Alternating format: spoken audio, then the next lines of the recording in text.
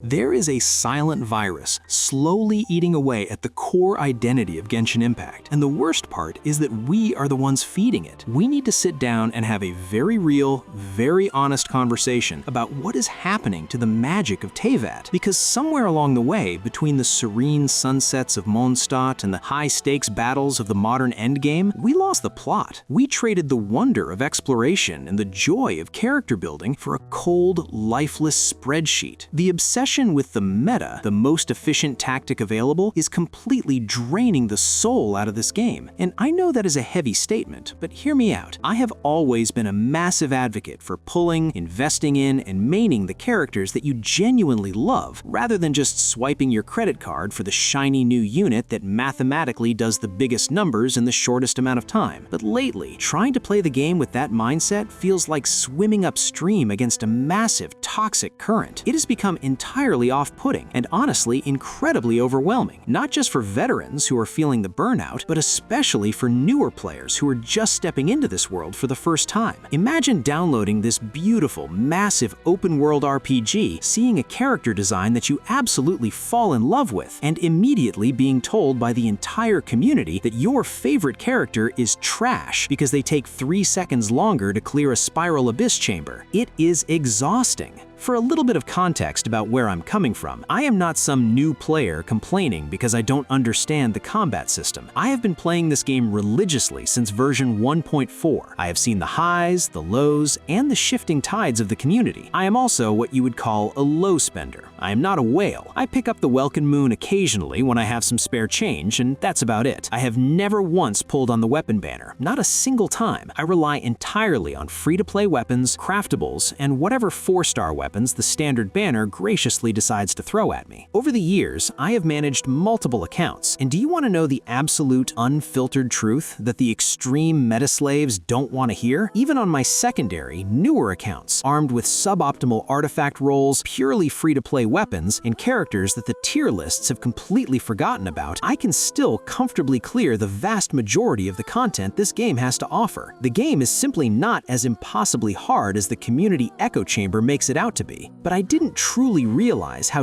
deeply this meta obsession bothered me until I recently tried to engage with the community for some casual advice. I went on to the main Genshin subreddits and forums, and I made a very polite, very simple post. I listed a few of my absolute favorite characters, and I specifically wrote, "Hey guys, I love these specific characters, and I really want to make them work together on the same team. I am fully aware that this is not a top-tier meta team composition. I know I'm not going to be breaking any world records or doing millions of damage per screenshot, but given these specific characters, is there anything I can do with their rotations or artifacts to make them synergize just a little bit better?" Do you know what the overwhelming response was? Do you know what the top comments were? Yeah, just remove that character from your team. Swap them out for Kazuha. Don't run them together. Replace them with Nouvellette. It was incredibly disheartening. I specifically asked how to make my favorites work together, acknowledging the flaws, and the only advice the community could muster was to abandon the characters I loved and play the exact same cookie-cutter meta teams that everyone else is playing. It completely missed the point. When did the driving force behind Genshin Impact become this hyper-fixation on dealing massive, instantaneous burst damage? When did the community decide that if you aren't vaporizing enemies under 2 seconds, you are somehow playing the game wrong or your account is bricked? It is a profoundly strange mentality for a game that is, at its absolute core, a single-player, narrative-driven PvE experience. We're supposed to be playing this game to entertain ourselves. We're supposed to log in, run around a beautifully crafted world, and use the characters that bring us joy. Let's look at some specific examples. Look at characters like Yoimiya, the Raiden Shogun, or Yae Miko. If you look at the current community discourse, if you listen to the hardcore theory crafters, you would think these characters belong in a museum. People constantly call them obsolete or power crept, simply because a newer character from Fontaine or Natlan might have a higher damage ceiling. But I love them. I have loved them since the day they were released, and that love hasn't faded just because the Abyss cycles got a little bit spongier. Now, let me be very clear here, because I know people will twist my words. If you are a player who genuinely derives your fun from building the absolute most mathematically perfect team, if your dopamine rush comes from min-maxing artifacts to achieve that colossal damage number that one-shots a boss before it even finishes its spawn animation, more power to you. That is an entirely valid way to enjoy the game. If you love the meta, that is awesome. But my issue isn't with people enjoying the meta. My issue is with the suffocating expectation that everyone must conform to it. This is exactly why my favorite thing to see in the Genshin community nowadays is when a player proudly showcases their heavily invested 4-star main, or a supposedly weak standard banner 5-star. When I see someone with a triple-crowned Amber, a flawlessly built Xinyan, or an Albedo that they have poured their heart and soul into, it genuinely puts a smile on my face. It shows an incredible level of dedication. They spent months grinding domains, saving primogems, and farming materials, not because a YouTube tier list told them to, but simply because they love that character's design, personality, and lore.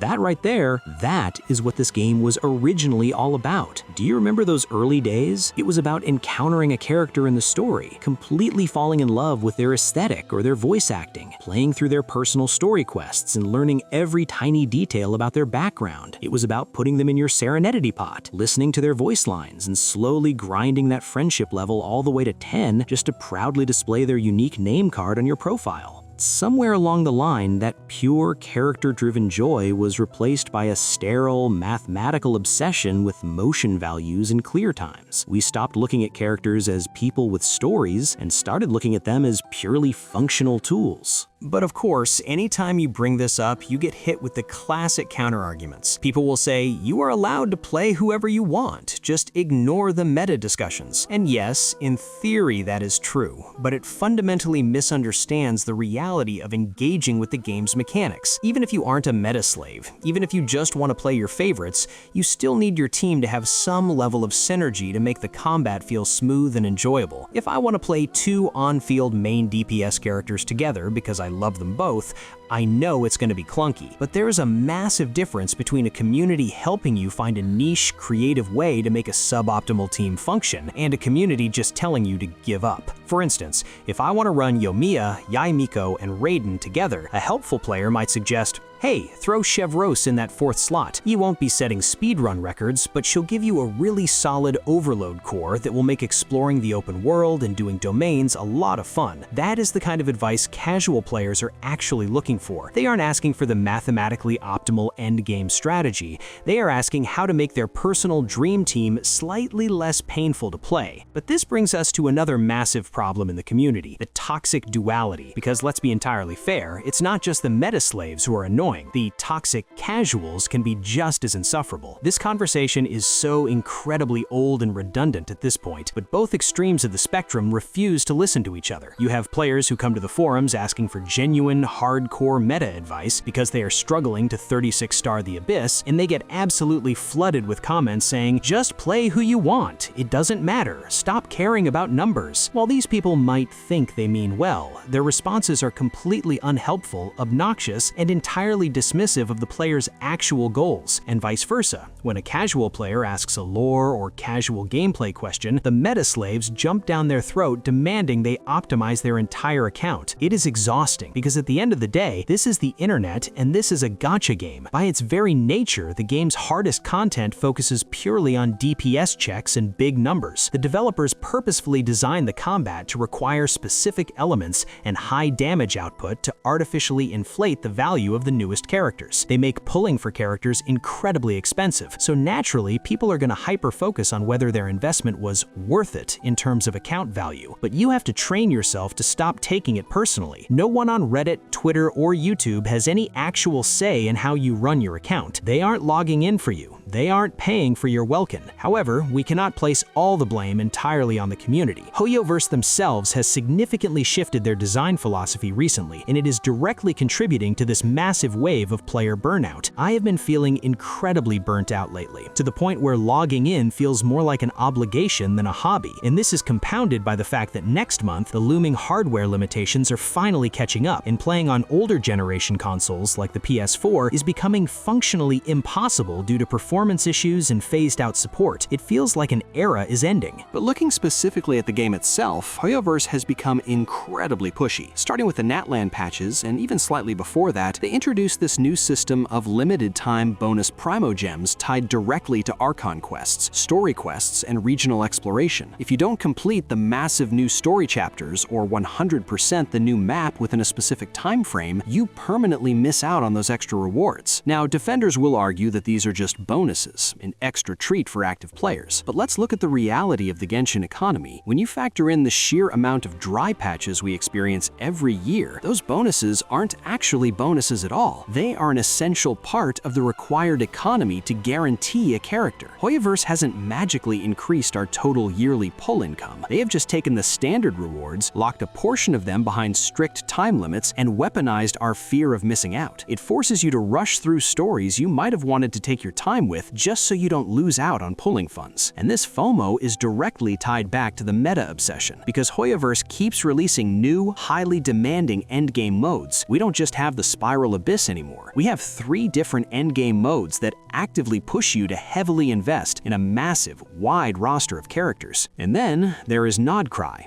If you want to talk about a clear, undeniable message from the developers, look no further than the combat mechanics introduced in Nod-Krai. HoYoverse looked at the state of the game and realized that veteran players were just brute forcing their way through content. So what did they do? They essentially told us that low investment is completely meaningless now. They introduced enemies with literal secondary HP bars and distinct damage negation mechanics. It doesn't matter if you have a beautifully crafted, synergistic team of favorites anymore. If you don't have the specific elemental counter or the absolute raw, vertical investment required to shatter through that second health pool, your damage is completely negated. It is a blatant push to force players to spend more time, more resin, and ultimately more money to keep up with the artificial inflation of enemy bulk. And we cannot talk about endgame burnout without mentioning what has happened to the Imaginarium Theater. When it first launched, it was pitched as a fun alternative mode, where you could dust off your neglected characters and try out wacky, randomized team compositions. But since the introduction of the lunar difficulty, it has mutated into something entirely different. It is no longer a fun, casual sandbox. The enemies in lunar difficulty feel incredibly spongy, to the point of absurdity. The mode forces you into situations where, if the RNG draft system doesn't hand you the perfect combination of buffs or the exact premium characters you need, you are completely stranded. You are essentially forced to have at least 2 or 3 hyper-invested, top-tier meta DPS characters just to deal with the bosses, carrying the dead weight of the randomized trial characters. It strips away the creativity and forces you right back into the very meta mindset that the mode was supposedly designed to counter. So where does this leave us? We have a community that is deeply fractured, constantly arguing over the right way to play. We have developers who are increasingly weaponizing FOMO and artificially inflating difficulty to push banner sales. And we have casual players caught in the crossfire, just trying to figure out how to make their favorite characters survive in a world that is actively designed to phase them out. If you are watching this and feeling that same sense of burnout, that same frustration with the endless grind and the toxic discourse,